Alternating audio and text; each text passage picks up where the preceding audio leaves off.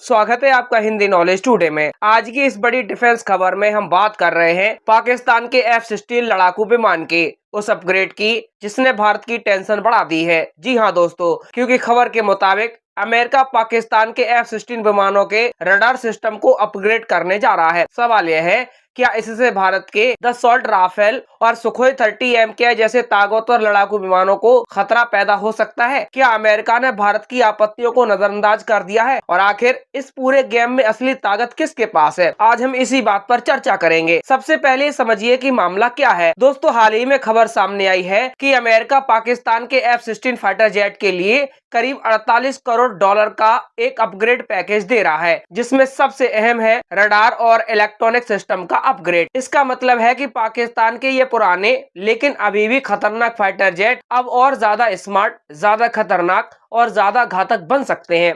अब सवाल उठता है कि यह रडार अपग्रेड इतना महत्वपूर्ण क्यों है? दोस्तों, किसी भी फाइटर जेट की असली ताकत उसके हथियारों से ज्यादा उसके आंख और दिमाग यानी रडार और इलेक्ट्रॉनिक सिस्टम में होती है। अगर किसी जेट का रडार बेहतर है तो वह दुश्मन को पहले देख सकता है, पहले लॉक कर सकता है और पहले हमला कर सकता है। यही आधुनिक एयर वॉरफेयर का नियम है। अब तक भारत को इस मामले में बढ़त थी, क्योंकि दसॉल्ट राफेल में लगा AESA रडार और स्पेक्ट्रा इलेक्ट्रॉनिक वॉरफेयर सिस्टम दुनिया के सबसे एडवांस सिस्टम में गिना जाता है, जो दुश्मन के रडार को जाम कर सकता है और खुद को छुपा सकता है। लेकिन अगर पाकिस्तान के F-16 में भी नया AESA रडार लग जाता है तो मुकाबला पहले से और ज्यादा टक्कर का हो सकता है। अब यहाँ एक और बड़ा सवाल है, क्या यह अपग्रेड सीधे भारत के खिलाफ है? आधिकारिक तौर पर अमेरिका कहता है कि यह अपग्रेड मेंटेनेंस और काउंटर टेररिज्म के लिए है, लेकिन सच्चाई और है, और वो सच्चाई है कि पाकिस्तान के ये F-16 भारत के ही खिलाफ इस्तेमाल होने वाले प्लेटफॉर्म है। इतिहास गवाह है कि साल 2019 के बाद भी इन जेट का इस्तेमाल भारत के खिलाफ तनाव में किया गया था। अब बात करते हैं कि क्या सच में भारत के लिए खतरा बढ़ गया है? दोस्तों, इसका जवाब आधा सच और आधा भ्रम भी हो सकता है। पहला सच तो ये है, अगर F-16 को नया AESA रडार मिलता है तो उसकी डिटेक्शन रेंज और टारगेटिंग क्षमता बढ़ जाएगी, यानी वह भारतीय जेट को पहले देख सकता है। लेकिन दूसरा सच है कि भारत के पास अभी भी कई बड़ी बढ़त है।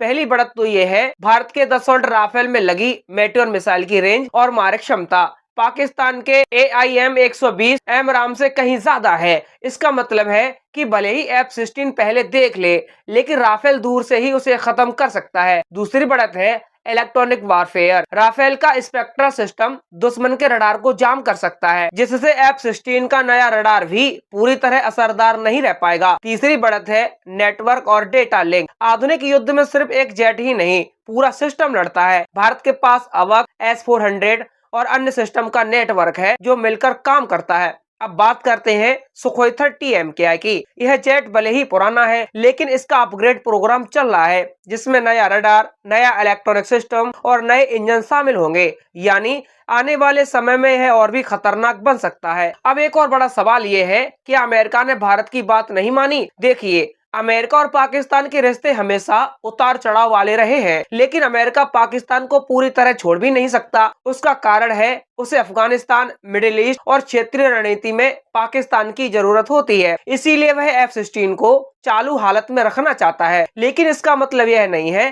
कि अमेरिका भारत के खिलाफ खड़ा है। असल में अमेरिका भारत के साथ भी बड़ी डिफेंस डील कर रहा है, जैसे P-8I, अपाचे और अन्य सिस्टम। अब दोस्तों, सवाल ये है, क्या F-16 अपग्रेड से भारत कमजोर हो जाएगा? दोस्तों, इसका जवाब सीधा है, और वो जवाब है नहीं। भारत अभी भी टेक्नोलॉजी और मिसाइल में आगे है। दूसरा सवाल ये है, क्या राफेल को खतरा है? दोस्तों, इसका खतरा पूरी तरह तो नहीं है, लेकिन मुकाबला जरूर कड़ा होगा। तीसरा सवाल है, क्या पाकिस्तान एयर पावर में भारत के बराबर आ गया है? दोस्तों, आपको बता दें, अभी पाकिस्तान भारत के बराबर नहीं आ गया है, लेकिन गैप थोड़ा कम करने की कोशिश जरूर हो रही है।